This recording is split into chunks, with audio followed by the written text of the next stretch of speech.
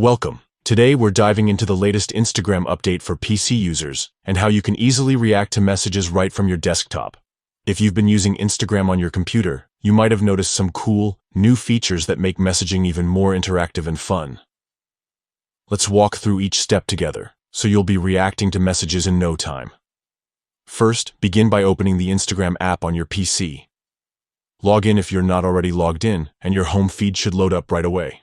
Look towards the left-hand side of the screen, where you'll see a series of icons lined up vertically. Next, click on the messenger icon in this left menu. This will take you into your direct messages, showing all your existing chats. Find and click into the conversation where you want to react to a specific message. Now, inside the chat, scroll to the message you want to respond to with a reaction.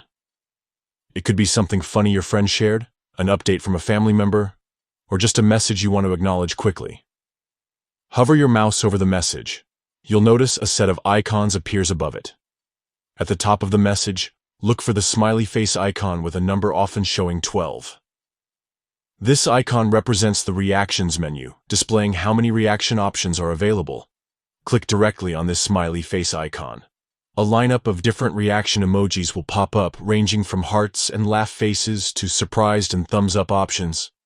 Take a second to find the react emoji that best fits how you feel about the message. Once you've chosen your desired emoji, simply click on it.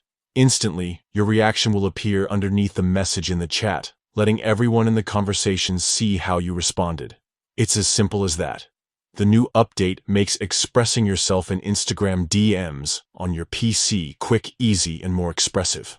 Whether you're celebrating good news, responding to a joke, or just showing some love, reacting has never been easier. Try it out and give your chats a personal touch today.